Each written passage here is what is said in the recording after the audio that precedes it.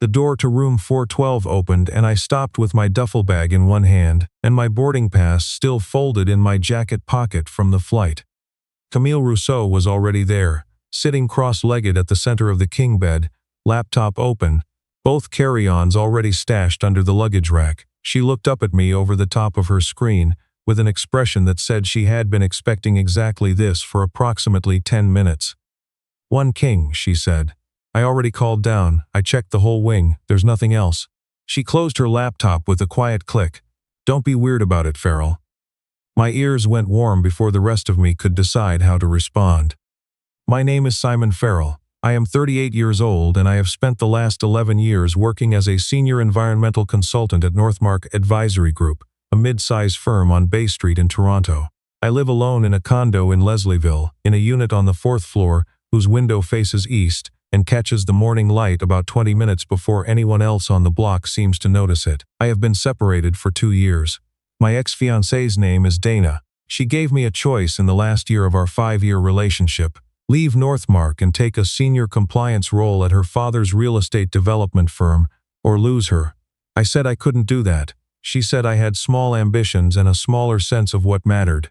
We ended it on a Sunday in February in the kitchen of the condo we had almost stopped sharing by then, without shouting, and I walked out onto Queen Street in the cold feeling, something I didn't immediately have a word for, something lighter than I had been in a long time. In my left breast pocket I carry a small silver Victorinox Alox pocket knife. My father gave it to me the last time I saw him clearly, before the disease started blurring things. He was a field geologist with the Ontario Geological Survey for 32 years. The knife went with him into the boreal shield north of Sudbury, and the clay belt near Timmins and every survey site in between. When he gave it to me, he said it wasn't about the knife. He said the point was to carry something that reminded you what your hands were actually for. He died 4 years ago. The knife lives in my inside breast pocket over my heart because that is where he always kept it. 3 of his field rules are on a sticky note taped above my monitor back in the office. At Northmark, my colleagues call me the quiet closer. I'm the one they call the day before a federal submission when the executive summary still doesn't hold together. My closest colleague is Ravi Sharma, a hydrologist who eats too much trail mix at his desk, laughs at everything including his own misfortune, and has spent 3 years trying to get me to come out to his Thursday night rec hockey league in Scarborough. And then there is Camille Rousseau. She is 33 years old and a senior environmental strategist at Greenvale Consulting, a competing firm that sits 6 blocks east of us on Bay Street and has beaten us for exactly 4 federal contracts in the last 2 years. She is the only person in any boardroom I have ever sat in who can identify the weakest line in a methodology section before she has finished reading the first page. For 2 years she has identified mine, calmly and precisely, in joint tender evaluations, peer review sessions, and once, memorably, in a hallway outside a government meeting room in Ottawa when we both happened to be waiting for the same elevator. The teams at both firms call us the Bay Street Weather System. Someone at a joint industry dinner once said that when Camille and I were in the same room, the air pressure changed. I didn't argue with it.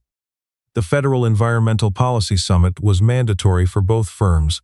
3 days at the Banff Mountain Lodge in Alberta, co-hosted by Environment Canada and a consortium of provincial agencies. The same summit was also hosting a land consultation working group that included a delegation from Ridgecroft Partners, the company doing assessment work for a northern pipeline project that Dana's father had financially backed. I knew that before I boarded the Air Canada flight at Pearson. I boarded it anyway. The flight from Toronto to Calgary took 4 hours. I had the window seat. Ravi had the aisle. Somewhere over Winnipeg he pulled one earbud out.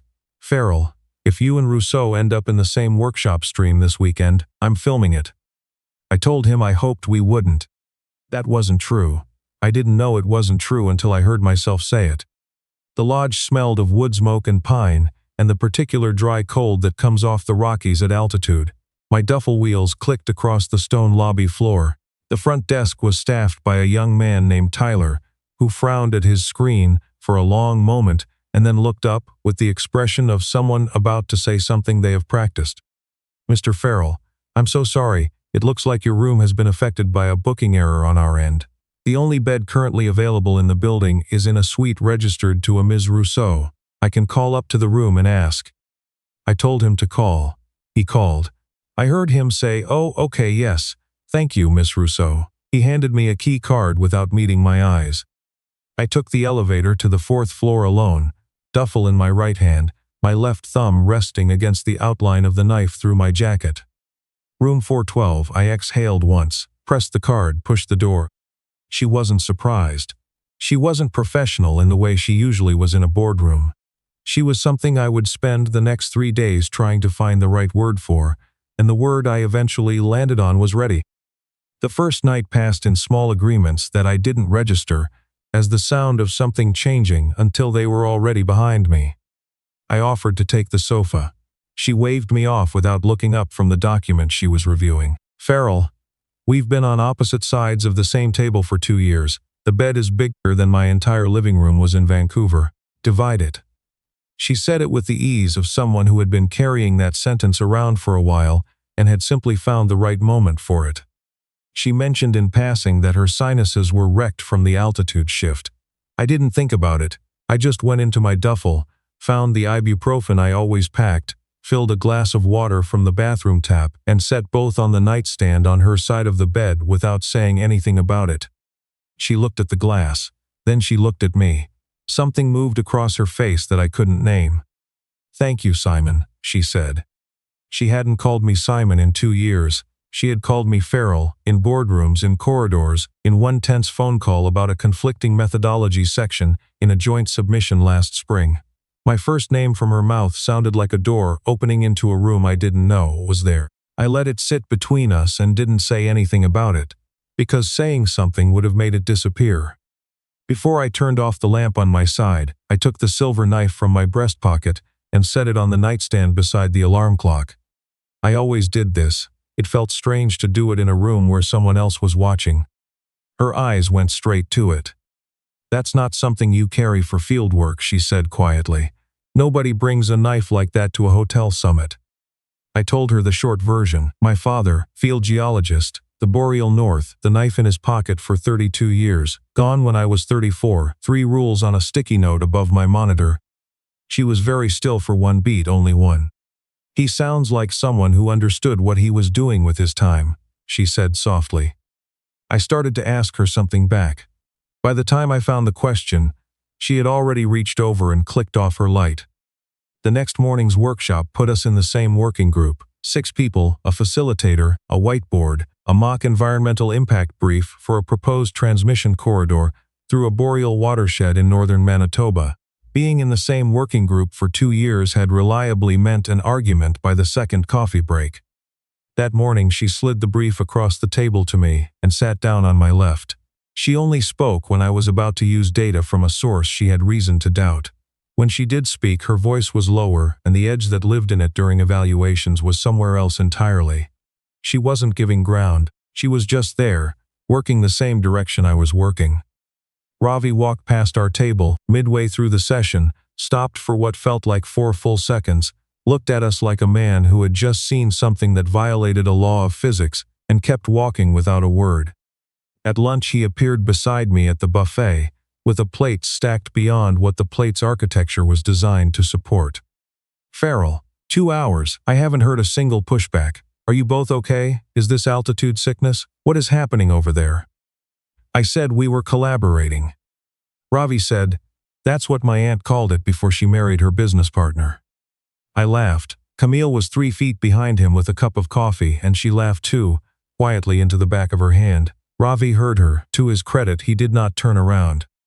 The afternoon session was called Professional Reckoning, pairs sharing a project they had personally handled poorly and what it had cost them. Camille was paired with someone from another firm, but she spoke to the whole group. She talked about a junior analyst she had mentored at her previous firm, a woman named Priya, and a federal consultation panel in Kelowna 18 months ago. A senior director had spent nearly 10 minutes dismantling Priya's methodology in front of a full room. Camille said she froze. She said she was too slow. Someone else stepped in, she said. She had never forgotten who it was. I asked who. She changed the subject with a smoothness that I would later understand had taken 18 months to develop. We had an hour before dinner. She asked if I wanted to walk the Bow River path before the light went. In 2 years, neither of us had asked the other for anything that wasn't connected to a file number. I said yes. We walked for 20 minutes on packed gravel, the river running fast and green-gray to our left, the peaks cutting into the pale sky above the tree line. Then she asked, "Why do you always let the junior staff go first in briefings, even when their sections aren't ready?" I said, "Because someone did it for me when I was starting. He didn't have to." She said, "Who was he?" I said, "My dad." The silence after that had weight in it, the kind of quiet that makes a fast river feel very far away. We turned around eventually and walked back the way we'd come without speaking again. Dinner was at a steakhouse on Banff Avenue, 7 of us around a table meant for 5, Ravi, me, Camille, and 4 others from various agencies who kept flagging the waiter for more bread. When the waiter came for drinks, Camille didn't look at the menu. "Scotch neat for him, Glenfarclas if you carry it." The waiter wrote it down.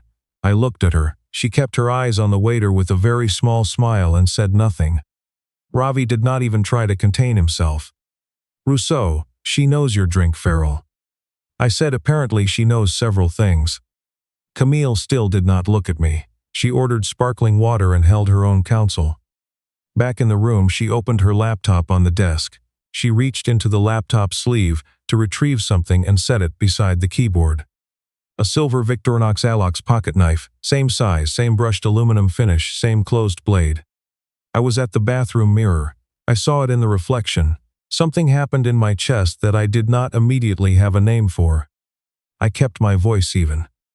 "Nice knife." "For field work," she said it without looking up. "Where'd you get it?" Half a second of stillness. Half a second I did not yet know I would remember.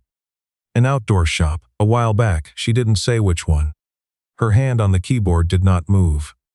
We split the bed for the second night. Lights out, both of us on our backs turned slightly away from each other. Between us was the width of a pillow and 2 years of never asking the right question. On the nightstand, 10 centimeters apart, sat 2 silver knives, mine on a keycard sleeve, hers on the cover of her notebook, both catching the same thin light from the window facing the mountains. Sometime past midnight, when she must have thought I was asleep, she said very softly into the dark, "You're always the quietest person in the room, Farrell. I don't know why I kept trying to argue with you. It never worked the way I expected it to." I did not move. I lay there afterwards listening to the heater and the sound of the river somewhere below and the faint medicinal smell of the ibuprofen still on her nightstand. 2 identical knives on a shared surface, both catching the same light. I lay there thinking that every counter-argument she had ever raised in an evaluation room might have been about something neither of us had ever said directly. I didn't know yet what that something was.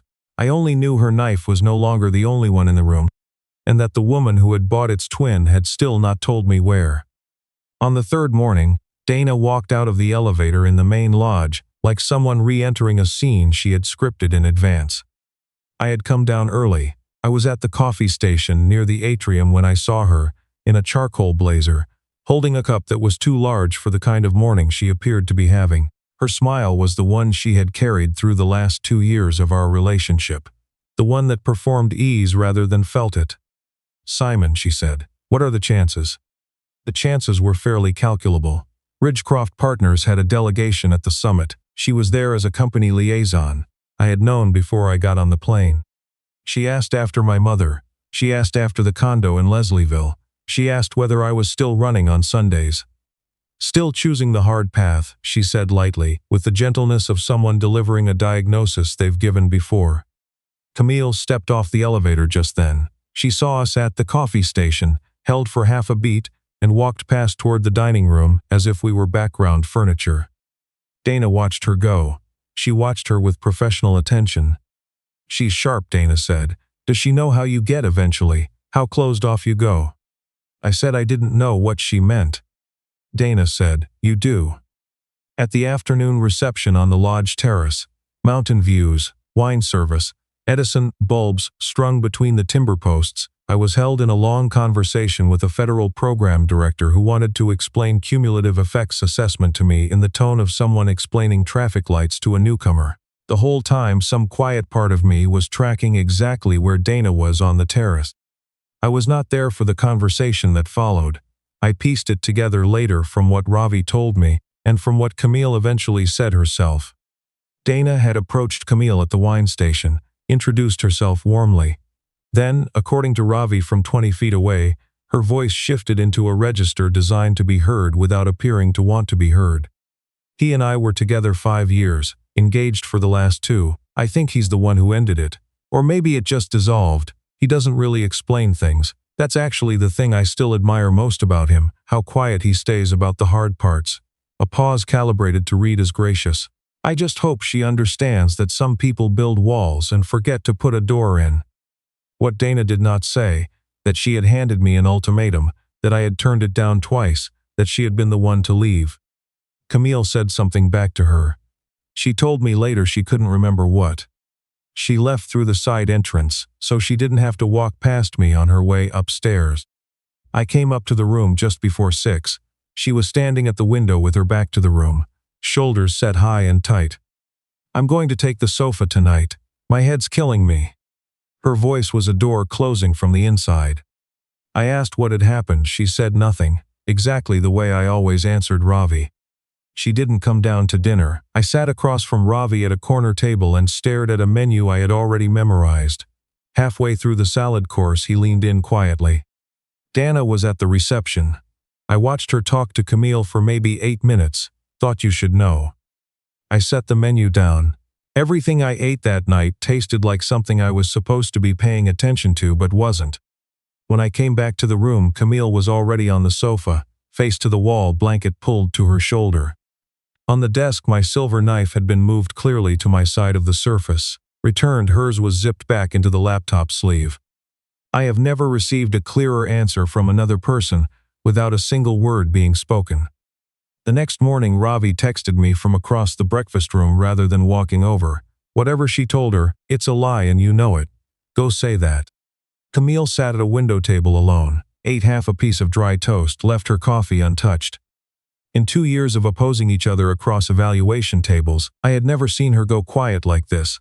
Some people go quiet because they are calm. She was not calm. She was protecting something. The final workshop that morning was the hardest 2 hours of the summit.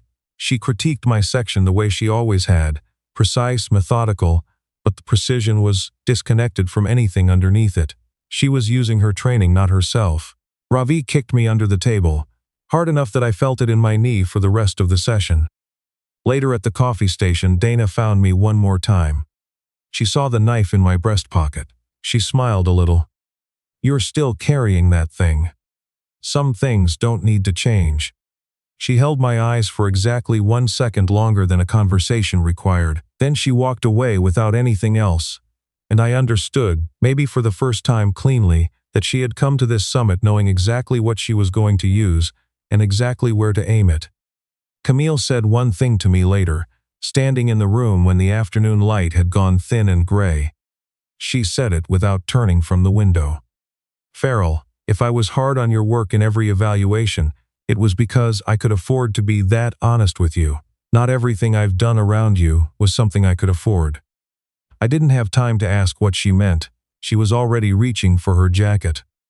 I lay awake that night on the sofa, listening to her breathe in the bed across the room, watching the shadows of pine branches move against the curtain from the exterior lights below.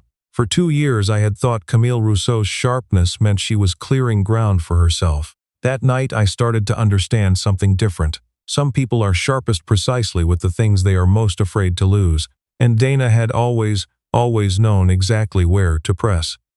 The last morning of the summit, I found her on the wooden bench at the bend of the Bow River path behind the lodge, just before noon. The Rockies lit from behind in the way that makes them look almost painted. No one else on the path. I walked to her and sat down about 2 feet away. She didn't look at me. I spoke first. I told her about Dana. All of it. The 5 years, the ultimatum about her father's firm. The word small. I told her there was no wall. There was a choice I had made about the work I wanted to do and the life I was trying to build, and it had cost me a relationship I had already been losing for a year before it ended.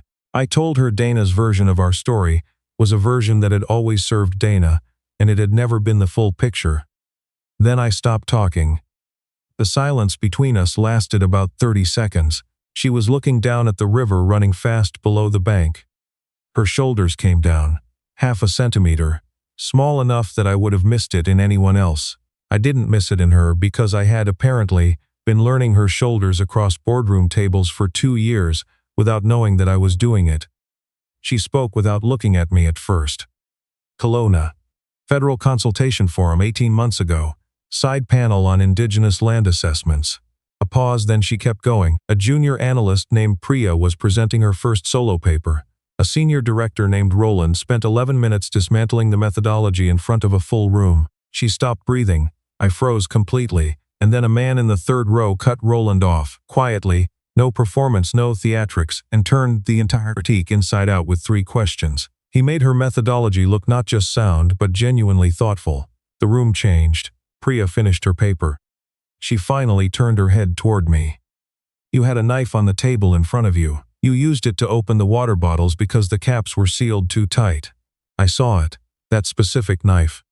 She opened her bag, took out the Victorinox. I bought this at me in Vancouver the week after Kelowna. I applied to Greenvale's Bay Street office 2 months later, specifically so I could be in the same federal evaluation pools as Northmark. I told myself it was about the work. She held the knife up in the noon light above the river. By the time I figured out you and Dana were already finished, the armor was already built. The competitor persona was the only way I could sit across a table from you twice a month and never have to ask anything I wasn't ready to hear the answer to. She set the knife on the bench between us. Every time I found the flaw in your methodology, I was buying myself another week of being allowed to look at you. I didn't speak for a while. I was going backward through 2 years of moments. Every time she had chosen the chair directly across from mine instead of to the side. Every time she had known my drink without asking. Every time her critique had been so precise, it was almost as though she had read the whole document with something beyond professional attention. 3 times she had caught an error I genuinely hadn't seen and told me about it privately rather than in front of the room. I had not seen it, not once. My father used to say the truth is patient and it doesn't announce itself. It just keeps being true until you're ready to notice it. I reached forward and picked up her knife, turned it once between my fingers, set it back down beside mine on the cedar bench slat. 2 silver knives in the noon light above the river. Then let's stop wasting the good meetings, I said. She smiled, not the professional one she kept for evaluations, not the careful one she had worn all week, a real one, the first real one I had ever seen from her, and it changed her whole face. We walked back along the river path in the gray early afternoon light. She said one more thing quietly, facing forward. The worst part, Farrell, every single time I pushed back on your work, you actually listened to the critique. You didn't get defensive. You just listened and then you went and fixed it, or you explained precisely why you hadn't. Nobody has ever done that. Not once before you. I didn't have an answer equal to that. I didn't try to make one. We flew back to Toronto on Sunday, sat next to each other on the Air Canada flight from Calgary, YYC to YYZ, and did not announce a single thing. We just stopped pretending that the last 2 years had been about methodology. The following Monday morning, at a small cafe on King Street West that I had walked past for years without going in, she was already at the corner table when I arrived. My coffee was waiting. Right amount of cream, no sugar. She didn't look up from her laptop, but she pushed it toward me as I sat down. We worked in silence for 11 minutes. Ravi walked in somewhere around mid-9, saw us at the table, stopped dead in the doorway, turned around and walked back out onto King Street. My phone buzzed 30 seconds later. One word, finally. We built things slowly and without announcement. The night before every major federal submission of hers, I would leave my father's knife on her desk at Greenvale. She had given me a guest pass for the building, without explaining why. Blade closed, set parallel to the top of her notebook. She never opened it. She just kept it beside her hand while she worked. By morning it would be back on my desk at Northmark, placed parallel to my keyboard. Neither of us ever mentioned it. Ravi figured it out inside a week. He never said a word, which was the kindest thing he could have done, and which I have never forgotten. 3 months in, a firm in Calgary offered her a principal role, 35% salary increase, a corner office, a view of the Bow River, a signing bonus that would have cleared her remaining student debt from Dalhousie. She turned it down within 48 hours, didn't tell me. I found out from Ravi at the office espresso machine on a Wednesday morning. I asked her about it that evening at my condo in Leslieville. She was standing at the kitchen sink rinsing our wine glasses. She didn't turn around. "Not yet," she said, "not without you going the same direction." I walked over and put my hand on her shoulder. I felt her breathing change under my palm. She leaned back into my hand by about an inch. That was the whole answer. 6 months after the Banff Summit, the Federal Environmental Policy Summit ran again. Same lodge. Same mountain. Ravi had already registered before I could say anything. Camille and I drove to Pearson together and checked in side by side. Tyler, the same front desk clerk, saw us approach together, opened his mouth to say something, then simply smiled and printed one key card. Room 412. On purpose. We dropped our bags and walked out to the riverbank bench without discussing it. She reached into her jacket pocket. I reached into my breast pocket. 2 silver knives placed side by side on the cedar slat above the water in the last of the afternoon light. That was where I kissed her for the first time. 7 months of patience, neither one of us in a hurry. At the 1-year mark on the same bench, at nearly the same hour, I asked her to marry me. I did not kneel. She would have found that ridiculous. I handed her a small box and she opened it and laughed once.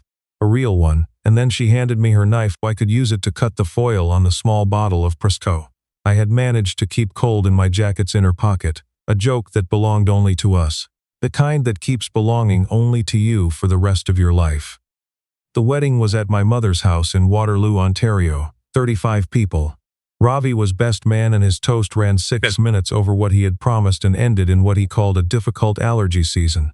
Priya flew in from Ottawa where she was a senior policy analyst now. Camille had invited her quietly and privately, and she sat in the second row and cried, and afterwards she showed me a silver Victorinox knife she had bought the week after Kelowna. She still carries it. I wore my father's knife in the inside breast pocket of my suit jacket. Camille had a small pocket sewn into the lining of her dress.